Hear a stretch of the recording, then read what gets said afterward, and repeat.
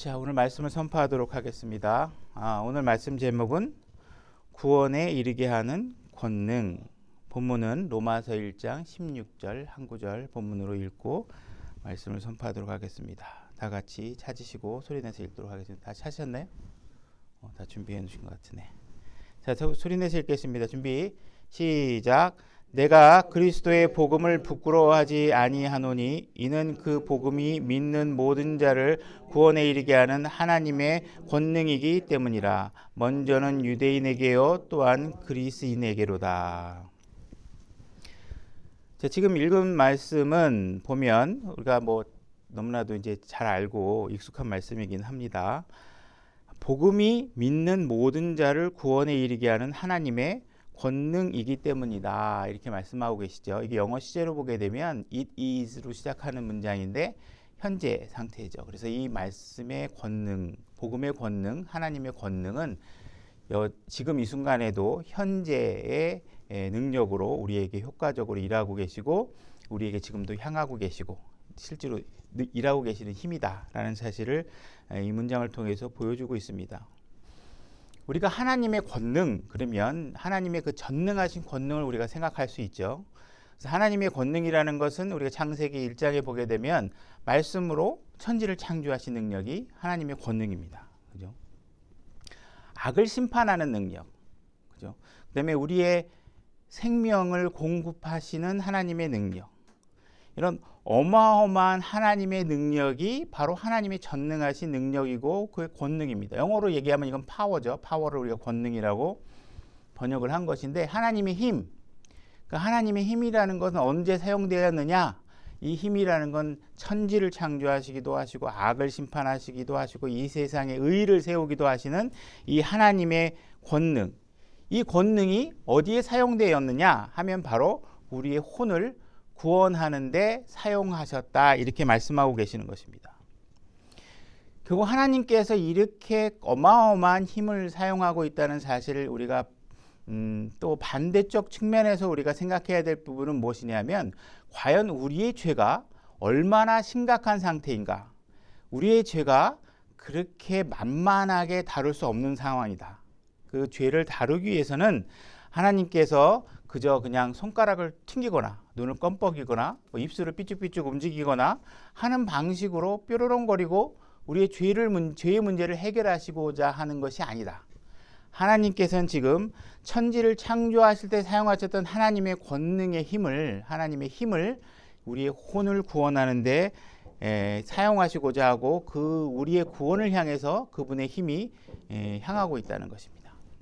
자, 우리의 구원의 문제가 이와 같이 하나님이 온 힘을 다해서 최대치 파워를 사용해서 우리의 구원의 문제를 해결하시고 계신다는 상황을 보면, 감히 우리가 그분의 힘 옆에 우리의 어깨를 밀어대거나 우리가 손으로 같이 밀어주거나 하는 힘을 더해서 이 문제가 해결될 수 있는 문제가 아니라는 사실을 진지하게 아셔야 된다는 것입니다. 우리가 여기에 어떤 영향을 더해서 하나님이 뭔가 더 하시는데 힘을 보태야 되겠다, 이런 상황은 우리가 번지수를 잘못 찾는 생각이다라는 사실을 알아야 됩니다.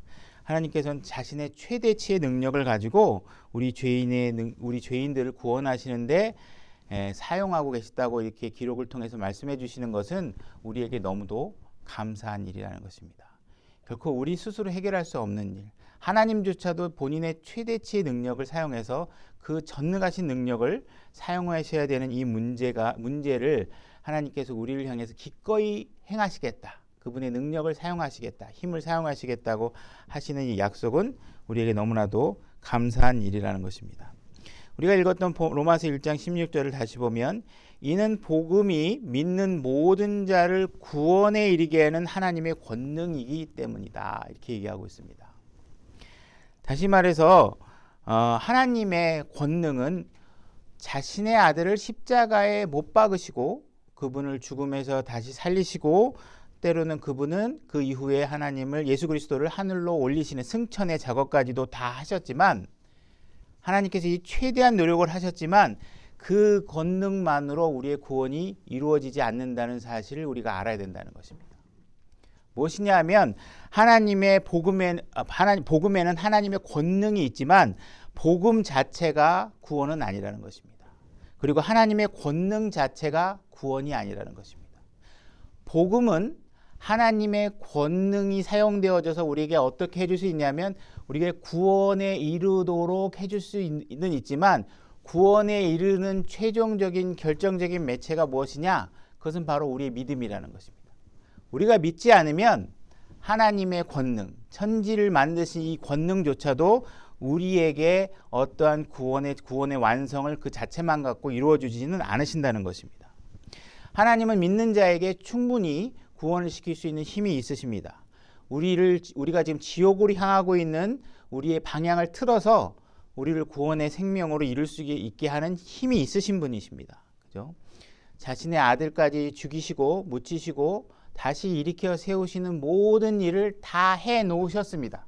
무엇을 위해서? 우리의 구원을 위해서. 그러나 그 자체로 구원이 이루어지는 것이 아니라는 것입니다. 구원은 우리가 믿을 때에만 가능하다는 것입니다. 여러분들이 구원을 받고 싶다면 그 길은 이미 준비되어 있습니다. 그 길은 바로 복음입니다. 이 복음이 세상에 전해지고, 그죠? 땅끝까지 전해져서 복음이 전해지고 여러분들이 들었어요. 들으면 이런 복음이 있구나. 그럼 내가 구원 저절로 받아지나요? 그게 안 되는 거예요. 전해졌다고 복음이 되는 저 구원을 이루는 것도 아니고 내가 들었다고 복음이 내 구원을 이루어 주는 것도 아니고 어떻게 해야 되느냐? 내가 믿어야 된다. 근데 하나님께서 지금 이 과정을 통해서 명확하게 우리에게 선포하고 있는 것은 뭐냐면 하나님께서 이 모든 권능을 사용하고 계시지만 우리의 각자 삶의 영역에서 우리의 결정권까지 하나님이 강제하지 않으신다는 것입니다. 그렇죠? 우리가 갖고 있는 자기 결정권은 우리에게 속해 있다는 것입니다. 그것을 결정해서 하나님의 이 모든 준비된 과정을 내가 믿음으로 받아들이지 않으면 이 구원은 이루어지지 않는다는 것입니다. 하나님은 이렇게 우리와 같은 사람을 대하시고 우리를 죄에서 구원하시는 이 일을 대강 대하시고 계시는 것이 아니라는 것입니다. 하나님은 지금 풀 파워를 동원해서 우리의 혼의 구원의 문제를 하고 계신다. 그러나 그 모든 권능 앞에서도 우리의 각자의 결정권이 동원되지 않으면, 우리의 믿음이 동원되지 않으면 이 권능은 사용되지 않는다는 것입니다. 그리고 하나님께서 우리의 혼을 구원하시는 문제에 있어서 하나님은 우리에게 불필요한 과정을 요구하고 계시지 않는다는 것입니다. 이 과정은 굉장히 단순화되어 있고 아주 쉽게 되어 있고 여러분들에게 요구하는 건 단지 믿음만 요구하고 계시는 것입니다. 하나님은 여러분들에게 어떤 깊은 산 속에 들어가서 어려운 과제를 수행하고 그 문제의 해답을 구해오라고 여러분들에게 요구하고 있는 것이 아닙니다.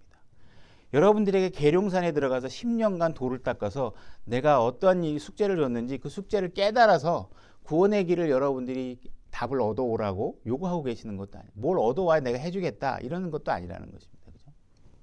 하나님은 여러분들이 깨달을 수 있는 영역의 분도 아니시고, 그죠?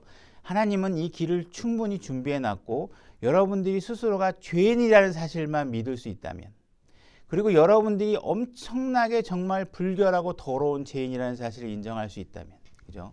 그 다음에 이것을 내가 스스로 해결할 수 있지 못하다는 사실을 알고 있다면, 그 다음에 문제는 여러분들의 결정 앞에 놓여 있다는 것입니다. 그죠?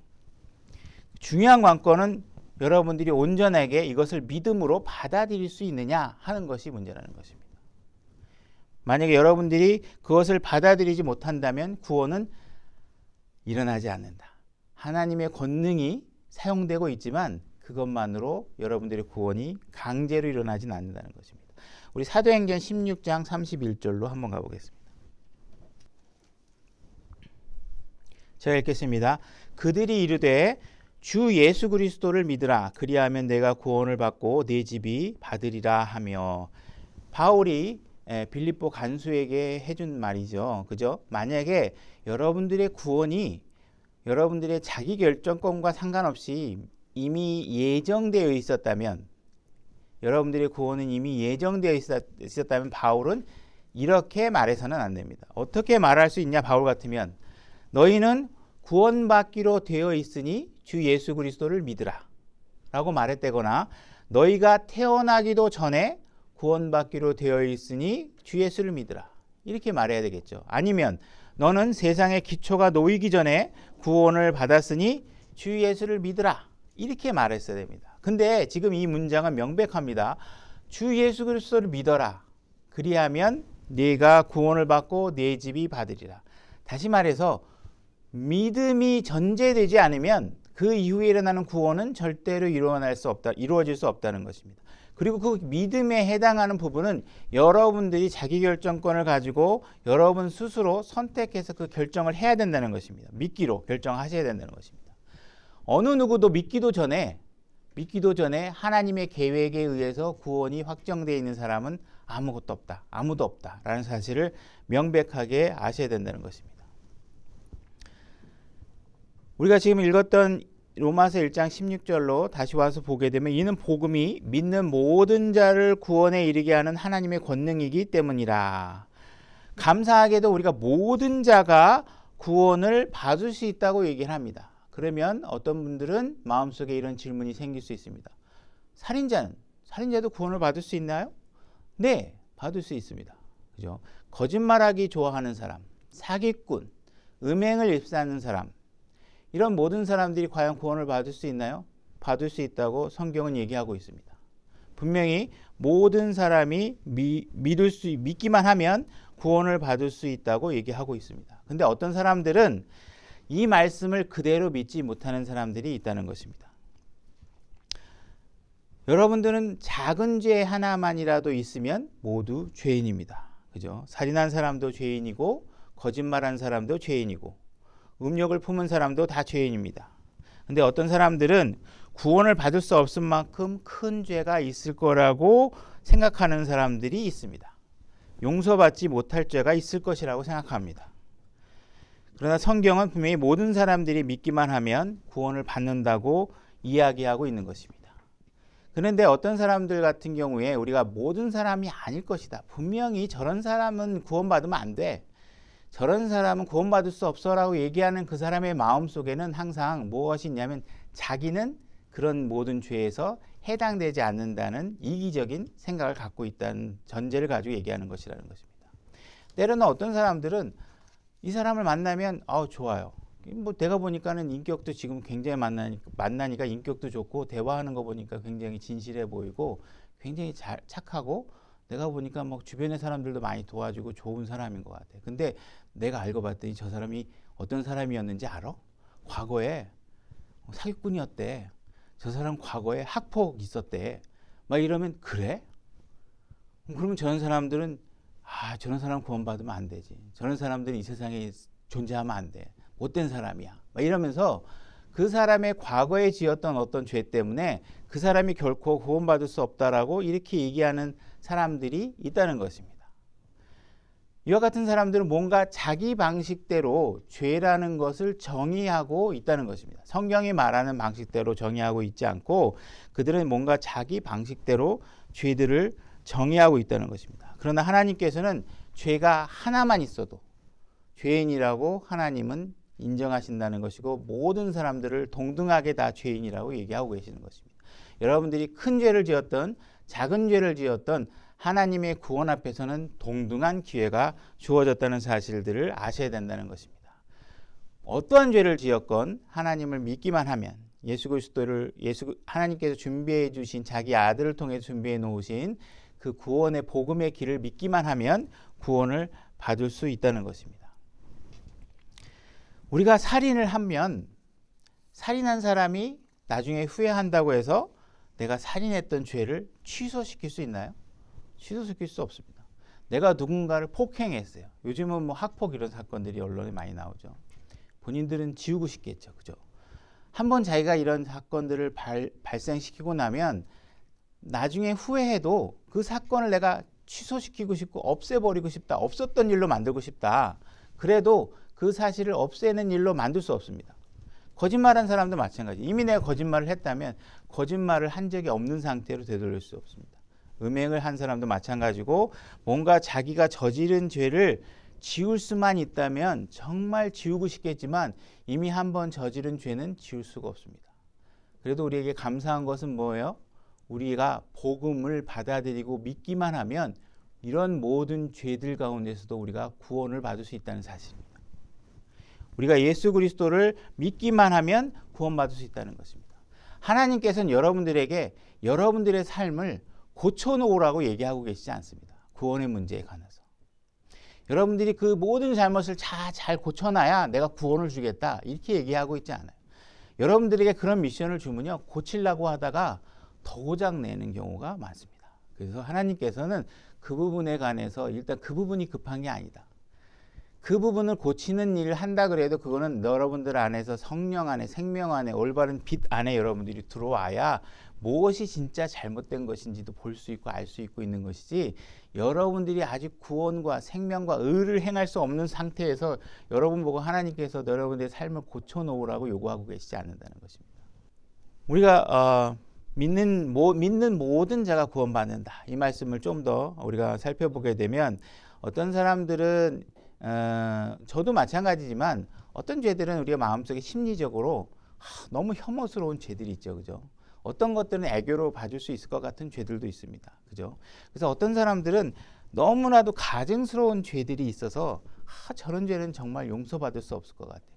우리가 이제 뭐 여러 가지가 죄가 있겠지만 우리가 성경에서 언급하고 있는 가증스러운 죄들 중에 우리가 한 가지가 동성애라는 것이 있습니다, 그죠? 레위기 20장 13절로 가보겠습니다. 제가 읽겠습니다. 또 남자가 여자와 함께 눕듯이 남자와 함께 누우면 둘 다 가증한 짓을 행하였은즉 반드시 그들을 죽일지니 그들의 피가 그들에게 돌아가리라. 자, 남자가 남자와 함께 누우면 죽이도록 하나님께서 지금 레위기를 기록해 놓고 계시죠, 그죠?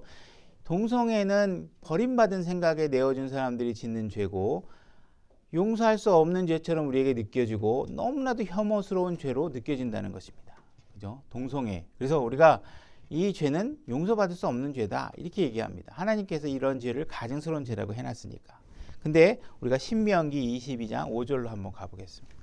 여자는 남자에게 속한 것을 입지 말고 남자는 여자의 의복을 입지 말라. 그렇게 하는 모든 자는 주 내 하나님께 가증한 자니라. 다시 말해서 이 말씀대로 하면 남자가 여자처럼 치마를 입거나, 그죠? 여자가 남자처럼 바지를 입으면 어떻게 돼요? 가증스러운 죄입니다. 다시 말해서 동성애가 가증스러운 죄라면 남자와 여자가 옷을 성별의 그 성격을 바꿔서 옷을 입는 것도 가증한 죄라는 것입니다. 근데 우리는 동성애에 대해서는 혐오스럽게 얘기하면서 저런 죄는 지옥에나 가야 돼, 이렇게 얘기하지만,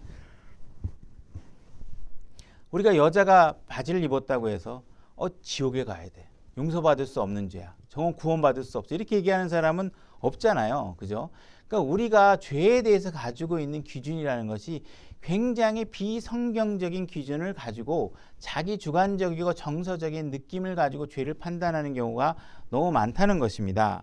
TV를 보면 연예인들이 연말 프로그램 되면요, 남자들이 여장을 하고 와서 댄스를 하거나 하면서 시청자들에게 웃음을 주는 사람들이 심심치 않게 있습니다, 그죠?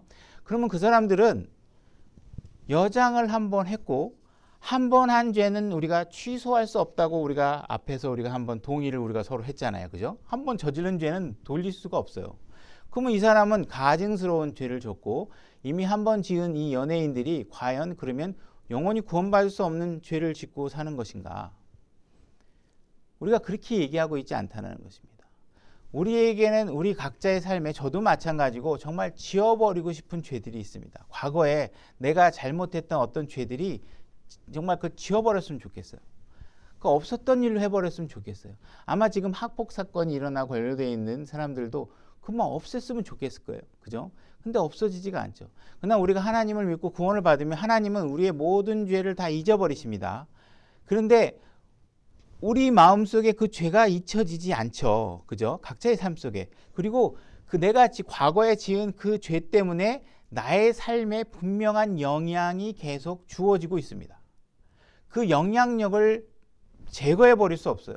여러분들이 그리스도 안에 들어왔다고 해서 하나님이 여러분들의 과거의 죄를 모두 잊어버렸다 해서 여러분들의 지난 시간에 과거에 저질렀던 죄로 인해서 그 영향력을 받고 있는 여러분들의 삶의 결과물들은 여러분들에게 그대로 주어지고 여러분들이 감당해내야 되고 여러분들에게 헤쳐나가야 될 과제로 그대로 주어지는 것입니다. 그 삶이 완전히 바뀌지 않는다는 것이에요, 그죠? 우리의 저지른 죄는 과거로 돌릴 수가 없다는 것입니다. 그러나 하나님의 권능은 감사하게도 이런 죄들의 영향력과 상관없이 우리를 구원해 줄 수 있다. 그것이 하나님의 권능이다. 이렇게 얘기하고 있습니다.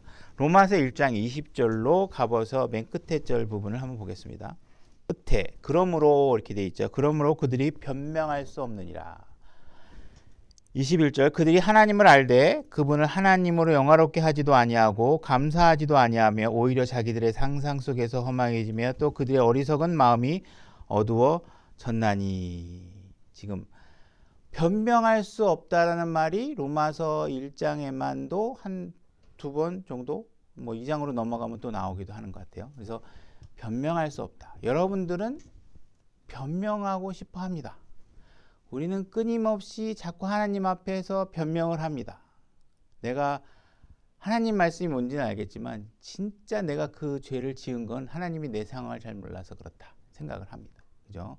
우리가 거짓말하지 말라고 했는데 거짓말을 해놓고 나서 왜 했냐 그러면 우리는 변명을 합니다.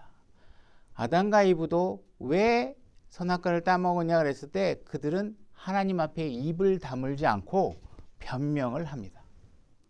그렇죠? 하나님께서 사울에게 아말렉을 완전히 전멸시키라고 했는데 사울이 어떻게 했냐면 살찐 짐승들을 살려놓고 다 안 죽였습니다. 하나님의 말씀을 완전하게 순종하지 않았죠. 그리고 하나님 앞에 변명합니다. 그리고 그 변명이 뭐예요? 하나님을 위해서 그랬다고 얘기합니다. 하나님을 위해서. 내가 하나님을 위해서 이 살찐 짐승들을 하나님께 희생물로 드리기 위해서 했다는 것입니다.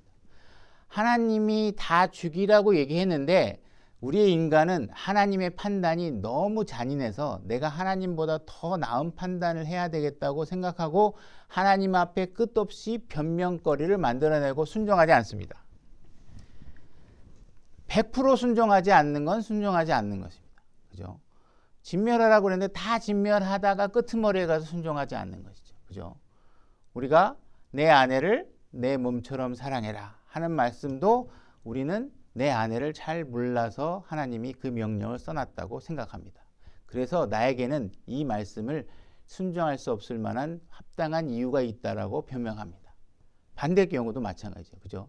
남편에게 순종해라. 이 상황은 분명히 하나님께서 내 남편을 잘 몰라서 그렇다 생각합니다. 그리고 우리는 끝없이 변명을 하게 됩니다. 이런 변명하는 부분에서 하나님께서 변명하지 말라고 얘기합니다. 변명할 수 없다. 우리가 지금 하고 있는 이야기들은 정말 변명할 수 없는 일을 말도 안 되는 이야기를 하나님 앞에 하고 있다는 얘기예요. 우리가 끊임없이 성경을 보게 되면 인간은 자꾸 죄를 지고 하나님 앞에 변명한다는 것입니다. 여기서 보게 되면 감사하지도 아니하며 이렇게 되어 있죠. 하나님께서 지금 뭐라고 얘기하냐면 감사하지 않는 것조차도 하나님께서는 죄라고 여기고 계신다는 것입니다.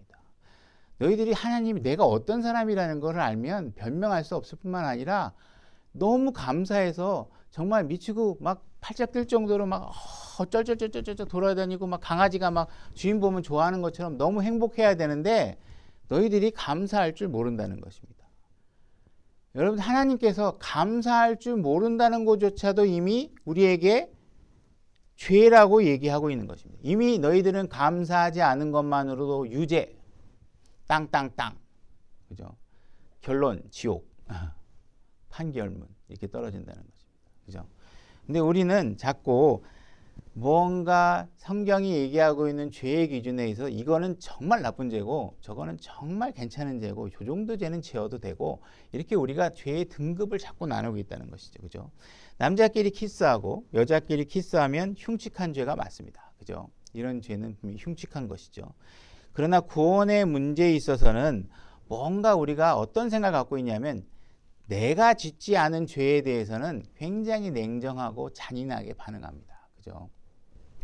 그래서 뭔가 다른 사람이 나 같으면 그런 죄를 짓지 않을 것 같은데 아우 저런 죄를 져 하면서 굉장히 자기주관적으로 남의 죄를 굉장히 냉정하게 판단하고 저런 사람은 죽어 마땅하다고 얘기하고 지옥에 가야 된다고 얘기하면서 자기는 거기에서 예외되고 싶어 한다는 것이죠.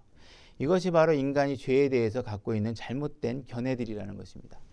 23절 1장 23절 보겠습니다. 썩지 아니할 하나님의 영광을 썩을 하나님이나 새나 네 발 달린 짐승이나 기어다니는 것들과 같은 형상으로 바꾸었느니라. 그러므로 하나님께서도 그들 마음의 정욕을 통해 부정함에 내어주사 그들이 자기의 몸을 서로 욕되게 하였느니라. 자, 이거의 이야기는 동성애에 대한 얘기가 아닙니다. 이성애자들에 대한 이야기입니다. 하나님께서는 동성애로 이미 가기도 전에 어떠한 죄를 얘기하고 있냐면 너희가 이성 간의 결혼 이외에 합당한 관계가 주어지지 않은 합법적인 결혼 관계 이외에 남녀가 몸을 섞거나 애정 행위를 하는 것은 죄다. 이 얘기를 하고 있는 것입니다. 그죠? 이건 동성애자에 대한 경고가 아니라 이성애자에 대한 경고입니다. 그래서 대부분 남녀 관계가 합당하지 않은 가운데 일어나는 것은 죄라고 얘기하고 있는 것입니다. 동성애로 가기 전에 우리 감사하지 않은 것만으로도 유죄고 이성 간에 만약에 결혼 이외에 부당한 애정 행각을 했다면 이건 죄입니다. 요즘은 싱글끼리인데 어때? 뭐 싱글끼리인데 뭐 즐길 수 있지 뭐 그죠? 결혼했으면 내가 메인 몸이라 못하지만 내가 결혼 안 하고 아내도 없는데 뭐 싱글끼리 만나서 뭐 즐기면 좀 뭐가 문제인가? 성경은 유죄입니다. 합법적인 관계가 아닌 상태에서 남자 여자가 애정 행각을 하는 것은 유죄입니다. 그죠? 우리는 죄를 너무 자기식으로 재단해서 자기에게 유리한 방법으로 죄를 재단하는 경향이 있다는 것입니다. 이런 일들이 전부 다 우리가 하나님을 몰라서 이렇게 얘기하고 있다는 것입니다.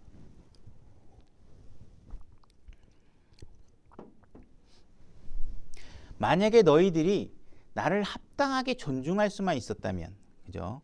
너희들이 내가 어떤 사람이라는 걸 정말 알고 있다면, 너희들이 죄가 얼마나 추악한 것이라는 것을 네가 알고 있다면 분명히 그런 죄들로부터 너희들을 피하게 만들 수 있고 그런 죄들로부터 스스로를 조금 방어할 수 있었을 텐데 너무나 막무가내로 너희들이 정말 자기 방식대로 죄를 짓고 있구나 이렇게 얘기를 하고 있는 것입니다. 요즘 아이들이 천방지축으로 막 돌아다닙니다. 그죠? 결혼한 남자 여자들도 음행 정도는 취미 정도로 즐기고 다닙니다. 하나님께서 이런 죄들을 향해서 얘기하고 있는 것은 너희들이 정말 나를 모르는구나. 너희들이 하늘을 쳐다보고 저 푸른 하늘 너머에 준엄하시고 의의 상징이시고 흠과 점을 허락하지 않으신 거룩하신 하나님께서 우리를 쳐다보고 있다는 사실을 너희들이 정말 못 보고 있구나. 그죠? 너희들이 하나님을 모르니 거울을 들여다보고서 너희들이 거울 속에서 보고 있는 것은 정말 하나님께서 창조하신 하나님의 생명인 자신을 보고 있는 것이 아니라 원숭이에서 진화된 이런 진화론적인 동물을 보고 있구나. 너희들의 생각 속에서 하나님을 지우고 하나님이 없는 세상을 만들고 있으니 너희들이 죄를 향해서 치닫는 것이 정말 경쾌하기까지 하구나. 이렇게 하나님께서 얘기를 하고 계시는 것입니다. 어떤 사람들은 십자가 형상 앞에서 기도를 해야 될 것만 같은 생각을 갖는 사람도 있습니다. 어떤 사람은 예수 동상 앞에서 기도를 해야 기도빨이 잘 듣는다고 생각하는 사람도 있습니다. 어떤 사람들은 마리아 동상 앞에 가서 기도를 해야 자기의 기도가 잘 전달될 거라고 생각하는 사람도 있습니다.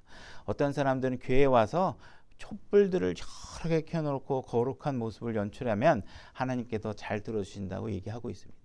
하나님께서는 이런 모든 행위에 관해서 뭐라고 얘기하고 계시냐면 정말 가증스러워서 못 보겠다고 하나님께서 경고하고 계시는 것입니다. 정말 너희들이 타락하고 싶어서 몸부림을 치고 있구나 이렇게 얘기하고 계시는 거죠. 누구라도 우상을 섬기고 하나님이 아닌 것들을 높이고 경배하고 한다면 그들은 버림받은 생각에 자신을 내어준 것이고 그 결과로 인해서 너희들이 정말 겁없이 행동하고 있구나 이렇게 얘기를 하고 있는 것입니다. 그렇죠? 남자가 여자에게 강제로 손을 대게 되면 죄입니다. 율법에서 그런 것은 사형입니다. 그러나 우리는 영화나 드라마를 통해서 보면 이런 장면을 연출하는 배우들을 자주 보게 됩니다. 우리는 이런 배우들이 기꺼이 이런 사형에 해당한 율법이 정하고 있는 사형에 해당하는 이런 죄들에 대해서 TV에서 기꺼이 연출하고 연기를 하는 이유는 뭘까요? 그들은 이 연기를 잘해서 부정함에 내어지는 모습을 잘 보여서 금빛 찬란한 조각상 하나를 받고 싶어서 그 일을 행하는 것입니다. 그 조각상은 사람의 형태를 하고 있고 그 트로피를 받아가지고 영광스럽게 올리고 내 연기를 통해서 이 상을 받았다고 이야기하고 싶어서 그들은 하나님이 정말 하지 말라고 부패해서 더러워서 못 보겠다고 하는 행위들을 열심히 해서 조각, 우상을 받으려고 노력하고 있다는 것입니다. 세상은 점점 타락해 가고 있습니다. 연예인들이 하고 있는 모습을 보면 연예계의 소식을 통해서 마약과 음행, 여러 가지 음란한 일들이 벌어지고 있는 것은 이상한 일이 아니라 오히려 자연스러운 결과일 수도 있다는 것입니다. 1장 25절 그들은 하나님의 진리를 거짓으로 바꾸고 창조자보다 창조물을 더 경배하고 섬겼느니라. 그들은 영원히 찬송받으실 분이시로다. 아멘. 이렇게 되었습니다. 우리는 하나님의 진리를 거짓으로 바꾸는 일에 아주 본능적으로 잘하고 있습니다. 왜? 자기 사랑이 너무 넘쳐서 그러는 것이죠. 그죠? 뭔가 하나님의 일, 하나님과 관련된 일, 그리고 교회의 일에 우선순위를 두지 않고 자기의 금고를 불리는 일에 더 관심을 두고 있다면 그건 가증스러운 죄에 해당됩니다. 그죠? 하나님보다 재물을 더 존중하기 때문에 그런 것이죠. 그죠? 그래서 사람들은 하나님의 진리를 거짓으로 바꿔서 창조자보다 창조물을 더 경배하고 더 흠모하고 그것을 향해 마음을 쓰고 있는 것을 많이 보게 됩니다. 그런 것들은 거짓이라고 얘기하고 있는 것이고 그런 내가 재물을 향해서 치닫고 있는 모습들은 내가 그것을 입증하고 있는 행동을 하고 있는 거죠. 내 마음이 이미 재물이 더 중요하다. 교회보다 하나님의 일보다 내 마음이 갖고 있는 다른 것들이 더 중요하다. 이렇게 얘기를 하고 있는 것입니다. 과연 동성애는 정말 진짜 죄라서 용서받을 수 없는 죄라고 생각하는 사람들에게 과연 이러한 창조물을 창조자보다 더 경배하는 일에 대해서는 과연 어떻게 생각하는지 우리가 물어보고 싶다는 것입니다. 과연 그들에게 이런 죄들은 동성애보다 못한 죄라고 생각하는 것인지 물어보려는 것입니다. 그죠? 뭔가 동성애는 정말 못된 죄다. 왜? 이건 사실 흔하게 저지르는 죄들은 아니잖아요. 그 나하고는 상관없는 죄이기 때문에 저 죄만큼은 정말 용서받을 수 없다. 이 얘기를 하고 있는 사람들은 뭐예요? 자기 죄는 안 보는 거예요. 자기 죄는 안 보는 거예요. 그래서 오히려 그 공격의 대상을 다른 데 포지셔닝을 해놓고 자기는 뒤로 숨는 거예요. 나는 죄의 크기를 자기가 정해서 동성애만큼 나는 큰 죄를 지었지 않았기 때문에 나는 그렇게 나쁜 놈이 아니라고 얘기를 하고 있는 거지. 자기 죄는 가리려고 하는 것이죠. 교회에서 보게 되면 요즘 킹제임스 진영에 특히 목사들이 이 구절은 말이야 잘못 번역되고 어떻게 이 성경 구절 이렇게 번역을 할 수 있고 하나님의 말씀은 어떻게 이렇게 함부로 손댈 수 있고 말이야 하나님의 교리를 어떻게 이렇게 짓밟을 수 있고 막 얘기를 하는데 실질적으로 그들이 윤리적인 문제나 교리의 실행의 문제, 악행의 문제 이런 문제에 관해서는 민감해하지 않는다는 거지. 그죠? 교회 안에서 하나님이 싫어하는 무질서한 행위에 대해서는 민감해하지 않는다는 것이에요. 그죠? 그래서 그 사람들은 강대상에서 무언가 하나님의 진리를 거짓으로 바꾸고 거짓이 일어나고 있는데 사실 그들은 윤리적인 문제에 관해서 눈을 감아버리는 경우가 너무 많다는 것입니다. 하나님께서 뭔가 말씀에만 번역에만 마치 민감해 하실 것처럼 얘기하고 정작 교회 안에서 실행의 부분 예를 들어서 목사의 부인을 사모라고 높이는 부분 이런 부분은 자기가 별로 중요하지 않다고 얘기하는 것입니다. 하나님의 진리를 자기가 마음대로 거짓으로 바꾸는 것입니다. 그죠? 그래서 뭔가 자기 방어적으로 우리가 교회 안에서 일어나는 한 가지 죄를 방어하고 교회 안에서 일어나고는 한 사람의 죄를 방어하려고 노력하다 보면 우리는 하나님의 진리의 많은 부분을 내어주게 된다는 사실을 잊어서는 안 되는 것입니다. 그죠? 로마서 1장 26절 이런 까닭에 하나님께서 그들을 수치스러운 애정에 내주셨으니 이는 심지어 그들의 여자들도 본래대로 쓸 것을 본성에 어긋나는 것으로 바꾸었기 때문이라.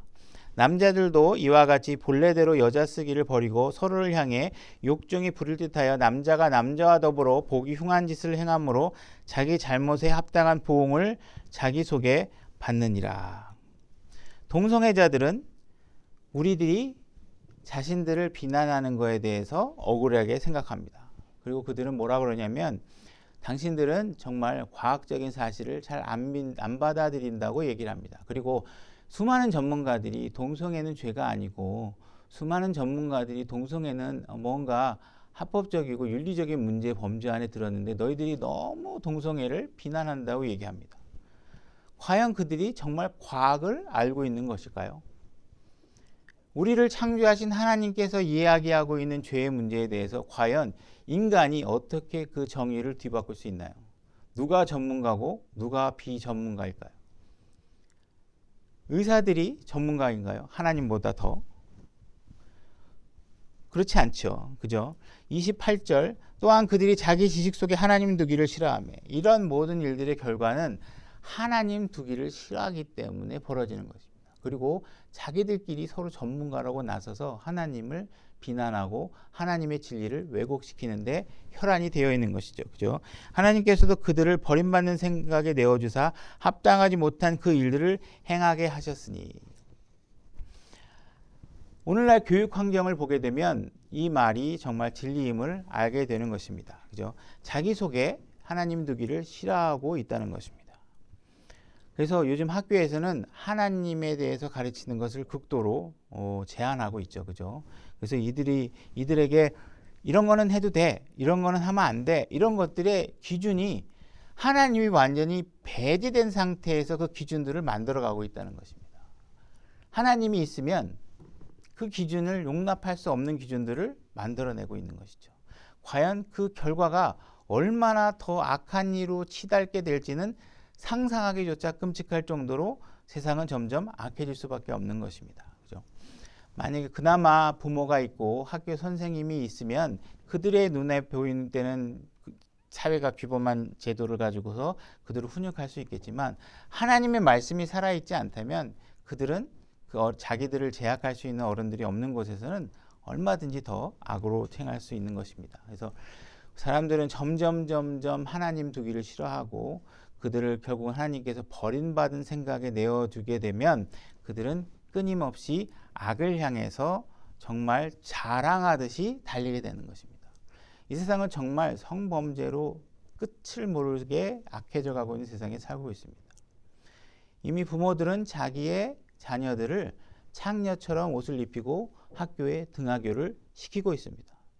그들은 부끄러운 일인 줄 정말 모르는 것처럼 행동하고 있는 것입니다. 하나님이 무엇을 요구하고 있는지, 하나님이 무엇을 죄라고 얘기하는지 잘 모르고 자기 자녀들을 이러한 험악한 세상에 정말 위험한 상태로 노출시키고 있는 것입니다.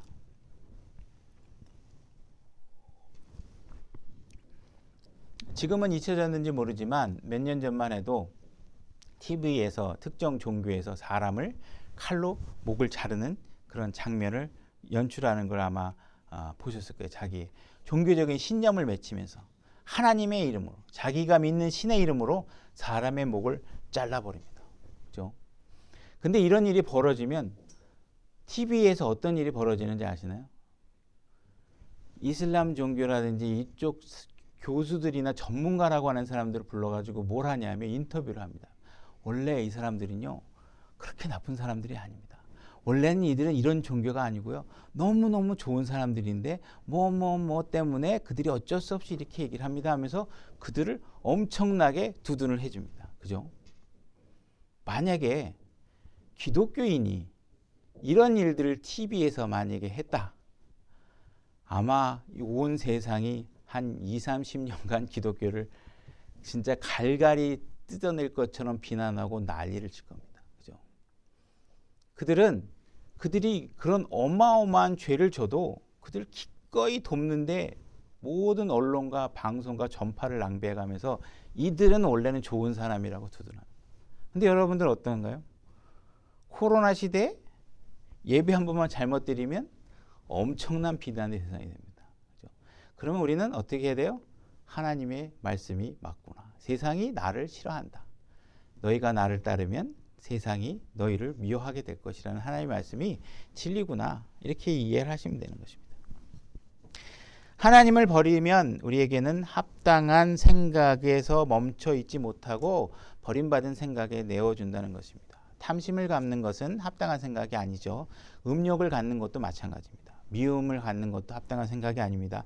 일하지 않고 먹고 살겠다는 것도 합당한 생각이 아닙니다. 일할 수 있는데 일하지 않는 것도, 그래서 남의 도움으로만 살려고 하는 것도 합당한 생각이 아닙니다. 술을 마시고 운전하겠다고 하는 것도 합당한 생각이 아닙니다. 나이 드신 부모님을 공경하지 않고 방치하는 것도 합당한 생각이 아닙니다. 부모가 자기 자녀를 양육하는 일을 포기하는 것도 합당한 생각이 아닙니다.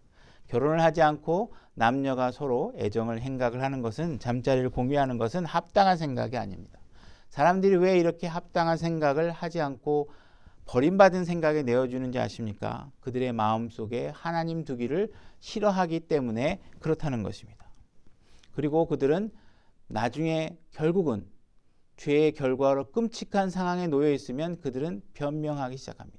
내가 어쩔 수 없이 그렇게 할 수밖에 없었다. 정말, 그죠? 하나님께서 얘기하고 계시는 것입니다. 너희들이 하나님을 소유했다면 어쩔 수 있었을 것이다. 하나님을 내 마음속에 두고 내 지식 속에 둬라. 그래야 너희들이 이런 끔찍한 결과를 얻지 않게 될 것이다. 29절, 그들은 곧 모든 불의와 음행, 결혼 위에 성관계를 얘기하겠죠. 사악함, 하나님의 명령을 거스리는 것을 얘기합니다. 탐욕, 남이 가진 것을 갖고 싶어하는 마음입니다. 악의, 다른 사람이 욕먹게 되기를 원하는 거죠. 그죠? 안 되길 바라는 걸 가득하며 시기, 시기는 탐심 이상으로 우리가 탐욕에 대한 생각에 시간을 투자해 가면서 밤새 고민하고 내가 저걸 어떻게 하면 가질 수 있을까, 이런 걸 지난번에 우리가 설교를 통해서 얘기했죠. 시기, 살인과 논쟁과 속임수와 적개심으로 가득하고 수근수근하는 자요. 뒤에서 헐뜯는 자요. 하나님을 미워하는 자요. 업신여기는 자요. 교만한 자요. 자랑하는 자요. 악한 일을 꾸미는 자요. 부모에게 불순종하는 자요. 그렇게 되어 있습니다. 뭔가 동성애자는 구원을 받을 수 없고 자신은 구원을 받을 수 있을 것 같은 생각, 이런 것들이 교만에 해당합니다. 교만, 우리가 읽었던 목록 중에 교만. 다른 사람은 구원을 못 받고 나는 구원받을 수 있다고 생각하는 건 이미 교만의 죄를 더한 것뿐이 안 됩니다. 그죠? 교만한 자를, 이렇게 교만한 자를 구원할 수 있는 힘이 어디서 나오냐 하면 바로 하나님의 권능에서 나오는 것입니다. 동성애자와 같은 사람을 구원할 수 있는 힘이 바로 하나님의 권능에서 나오는 것입니다. 자기 아내가 아닌 여자와 잠자리를 같이 한 남자를 구원할 수 있는 힘이 어디서 나오느냐? 바로 하나님의 권능에서 나온다는 것입니다. 남자가 남자와 눕고 여자가 여자와 눕는 죄를 짓는 사람을 구원하실 수 있는 하나님의 힘은 바로 하나님의 권능이고 복음입니다. 이 모든 힘은 하나님의 권능에서 나오는 것입니다. 우리는 수만 가지 죄를 짓고 있으면서도 마치 구원이 필요 없는 사람처럼 생활하고 있다는 사실이 문제입니다. 우리가 그 죄들의 깊이와 죄들의 심각성을 알아야 하나님의 은혜와 긍휼과 그분의 권능이 나를 어떻게 대하실 수 있는지를 알 수가 있게 되는 것입니다. 우리는 자기도 모르게 자기 방어적으로 죄의 등급을 매기고 그 대부분의 기준은 자기를 기준으로 해서, 기준점으로 해서 선의 기준을 만들고 있고, 뭔가 나는 다른 사람보다 덜 나쁜 것 같고 다른 사람은 나보다 더 악한 것 같고, 뭔가 부모에게 불순종하는 죄는 동성애보다는 덜 나쁜 죄인 것 같고, 이와 같이 지금 나열된 모든 죄들의 자기 나름대로 어느 것은 더 크고 어떤 것은 별로인 크기를 비교해서 나누는 것은 무의미한 일이라는 것입니다. 하나님은 이 모든 죄들 중에 하나만이라도 범했다면 여러분들은 지옥에 갈기에 합당한 죄를 지은 사람이라고 얘기하고 있는 것입니다. 다 동일한 죄들이라고 얘기하고 있는 것입니다. 31절, 지각이 없는 자요, 언약을 어기는 자요, 본성에 애정이 없는 자요, 화해하기 어려운 자요, 긍휼이 없는 자라. 지각이 없는 자. 개에게는 옷을 잘 입히고 사람은 자꾸 벗고 다니는 것은 지각이 없는 사람들의 행위들 중에 하나겠죠. 그죠? 본성에 애정이 없는 자요. 뭔가 사람이 죽는 문제에 대해서는 별로 관심이 없는데 개가 사람을 죽였다거나 사람이 개를 죽였다거나 하는 문제에 있어서는 사람들이 굉장히 관심이 높아집니다. 그죠? 무슨 개가 유기견이 됐거나 개가 굶주렸거나 그러면 사람이 굶주린 이야기보다 더 관심을 갖습니다. 뭔가 우리가 잘못된 이런 본성을 갖고 있는 것이죠. 그죠? 32절 그들이 이런 일들을 행하는 자들은 죽어야 마땅하다 하는 하나님의 심판을 알고도 같은 일들을 행할 뿐 아니라 그런 일들을 행하는 자를 기뻐하느니라. 여러분들이 지금까지 읽었던 죄들 중에 하나만이라도 저질렀다면 죽어야 마땅한 죄입니다. 하나님 심판석에서. 그죠? 근데 여러분들 중에도 야 나는 살인 같은 건 안 했어. 난 동성애는 안 했잖아. 하면서 자기의 죄를 경감시키려고 노력해봐도 아무 의미 없다는 것입니다. 왜냐하면 하나만 지어도 여러분들은 하나님 앞에서 죽어야 마땅한 죄인이기 때문에 그렇습니다. 하나님의 심판을 알고도 같은 일을 행할 뿐 아니라 그죠? 이게 하나님의 심판받을 일이라는 것을 아는데 사람들이 나도 그 일을 하는 거죠. 그리고 그런 일 행위를 하는 자를 기뻐하고 여러분들은 분명히 아이들과 같은 아이들 여자애들이 나와서 거의 노출이 심한 상태에서 그런 어떤 관능적인 행동을 하고 댄스를 추면 그런 것들이 잘못됐다는 걸 아는데 어떻게 해요? 자꾸 보면서 즐깁니다. 그죠? 일요일 날 교회 안 오고 배구 구경 가고 축구 구경 가고 야구 구경 가고 농구 구경 가는 것이 잘못됐다는 걸 알면서도 어떻게 하냐면 같이 가서 응원하고 재밌어하고 거기 가서 즐기게 됩니다. 그죠? 우리는 이런 일들이 분명히 잘못된 일인 줄 알면서도 내가 거기에 동참하고 죄를 즐기고 있다는 것이다고 얘기하고 있는 것입니다. 하나님께서. 우리 다시 16절로 돌아가 보겠습니다. 1장 16절로 돌아가 보겠습니다. 내가 그리스도의 복음을 부끄러워하지 아니하노니 이는 그 복음이 믿는 모든 자를 구원에 이르게 하는 하나님의 권능이기 때문이라. 먼저는 유대인에게요 또한 그리스인에게로다. 하나님의 눈에는 모든 사람이 죽어 마땅한 죄입니다. 그죠? 근데 이 그리스도의 복음은 구원에 이르게 하는 하나님의 권능이 있는 것입니다. 모든 사람은 이 구원이 필요한 상태라는 것을 아셔야 됩니다. 술집에 앉아 있는 사람도 그 복음이 필요하고요. 청학동에 살고 있는 사람도 복음이 필요합니다. 마치 우리가 젠틀하게 살고 있는 철학자나 그죠? 교수나 이런 사람들은 구원이 필요 없을 것 같지만 그들에게도 필요하다는 것입니다. 우리는 이 모든 죄의 카테고리 안에서 벗어날 수 없는 사람들이라는 것입니다. 이 복음을 살인자가 믿으면 어떠한 일이 일어나는지 여러분들은 아셔야 됩니다. 그죠? 다른 사람을 흉보고 뒤에서 수근수근 거리는 사람이 이 복음을 믿으면 어떠한 일이 일어나는지 여러분들은 아셔야 됩니다. 동성애자가 믿으면 어떤 일이 일어나는지 아셔야 된다는 것입니다. 이들이 이 복음을 믿기만 하면 하나님의 권능이 이들을 생명에 이르게 한다는 것입니다. 그러나 그들이 믿지 않으면 이 모든 하나님의 어마어마한 능력이 어마어마한 능력이 사용됐다 해도 여러분들을 구원으로 이끌 수 없다는 것입니다. 우리는 가끔 가다가 하나님을 믿지 않는 사람들조차도 저 사람은 지옥에나 가버렸으면 좋겠어. 아니면 저런 사람들은 하나님 안 믿는 사람, 우리나라 한국에서는 전통적으로 이런 표현 많이 쓰죠. 이렇게 귀신은 뭐 하는지 몰라. 저런 놈 안 잡아가고. 그죠? 그들은 하나님은 모르지만 저 사람이 뭔가 지옥에 갈 만큼 뭔가 어떤 그냥 염라대왕 앞에 갈 만큼 뭔가 잘못됐다고 생각하고 그 죄의 크기를 재단하고 있습니다. 그죠? 그들은 분명히 저들은 굉장히 저주받고 지옥에 갈 만한 죄가 졌다고 그만큼 악한 죄를 지었다고 이야기하고 있는 것입니다. 근데 그들이 저 사람을 저주하고 있고 저 사람을 미워하고 있던 그 순간의 그 마음 자체 또한 그 죄만큼이나 악하다는 사실을 스스로가 인지 못하고 있는 것입니다. 그죠? 내가 누군가를 저주하고, 그죠? 요즘엔 그냥 마음속으로 여러 가지 저주하고 미워하고 이런 사람들이 굉장히 많잖아요. 그죠? 그래서 이런 사람들, 저런 놈 도대체 TV에 얼굴도 안 나왔으면 좋겠어. 막 미워 죽겠어. 막 이런 생각도 많이 하고. 그런 마음속에 내가 누군가를 미워하고 저주하고 혐오하고 할 때 이런 마음들조차도 죄다, 미움이다. 이런 사실을 우리가 인지하지 못하면 나는 죄의 카테고리에서 자꾸 벗어나 있다고 착각하는 경우가 너무 많다는 것입니다. 복음에는 하나님의 의가 17절 믿음에서 믿음까지 계시되어 있나니 이것은 기록된 바 의는 믿음으로 살리라 함과 같으니라. 우리가 스스로 구원받을 수 없다. 하나님의 의가 믿음에서 믿음까지 되었다 그랬죠.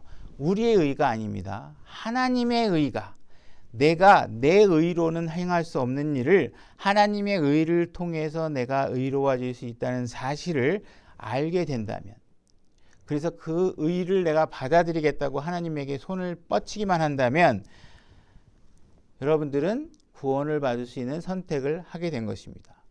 이 능력은 너무나도 놀라워서 지금까지 우리가 얼거했던 모든 죄의 카테고리에 속해 있는 모든 사람들을 다 구원할 수 있는 권능이 있는 복음입니다. 그러니까 우리는 이 놀라운 복음의 능력을 알고 있다면 여러분들의 마음이 요동쳐야 되는 마음의 동기는 무엇이냐면 이 동기를 여러분들 주변 사람들에게 알려줘야 되는 것입니다. 전해야 되는 것입니다. 우리와 같은 나 같은 죄인도 구원했다. 나같이 악하고 나같이 남 쉽게 미워하고 나같이 자기 잘난 체하기 좋아하고 했던 나조차도 하나님께서 나를 구원해 주셨다. 아니면 누군가는 나는 동성애의 죄를 지은 사람이지만 성경을 봤더니 나도 구원해 줄 수 있다고 성경이 말하고 있다. 나 살인한 사람인데 성경을 봤더니 나도 구원받을 수 있다고 되어 있다. 이 놀라운 복음이 너에게도 당신에게도 내 가족에게도 전달되어져서 그들이 생명 안에 들어올 수 있게끔 우리는 전해야 된다는 것입니다. 이 복음을 선포해야 된다는 것입니다. 죄가 있어 보일 것 같은 사람에게 뿐만 아니라 정말 죄가 없어 보일 것 같고 법이 없어도 살 것 같은 사람에게도 전해야 된다는 것입니다. 그건 우리의 기준이죠. 그죠? 그들에게도 다 죄가 있기 때문에 그렇습니다. 그 누구라도 하나님께서 이 세상 모든 사람들은 죽어 마땅한 지옥에 가기에 마땅한 죄를 짓고 있다고 말하고 있는 것입니다. 우리가 이 복음을 전하면 사람들은 우리가 굳이 죄의 카테고리라든지 죄가 당신의 죄가 무엇인가를 지적하지 않아도 사람들은 복음의 빛이 들어오면 자기 죄를 볼 수 있습니다. 누구라도 보면 짧은 치마를 짚고 가던 여자도 뭔가 동네 어른을 만나면 치마 끝을 밑으로 내리려고 몸부림을 칩니다. 왜? 자기 모습이 합당하지 않다는 걸 스스로 알기 때문에 그렇습니다. 그죠? 여자들이 가슴이 깊게 패인 옷을 입다가도 누군가가 예의를 갖춰야 되면 파인 부분을 가리는 것을 보게 됩니다. 그들은 자기가 부끄러워해야 될 부분이 무엇인지를 잘 알고 있기 때문에 그렇습니다. 우리는 그 사람들의 죄를 일일이 지적하지 않는다고 해도 예수 그리스도의 복음을 전하면 그들에게 하나님의 빛이 들어가면 그들은 자기 죄를 분별할 수 있고 그 복음은 모든 사람에게 어마어마한 능력을 행해서 지옥으로 가는 그 사람의 발걸음을 생명으로 구원으로 하늘나라에 들어갈 수 있고 그분과 함께 영원히 살아갈 수 있는 영원한 생명 가운데로 인도해 주실 것이라는 것입니다. 우리는 이 복음을 주변 사람들에게 자신 있게 부끄러워하지 말고 열심히 전해야 할 것입니다. 오늘 말씀 여기까지 하겠습니다.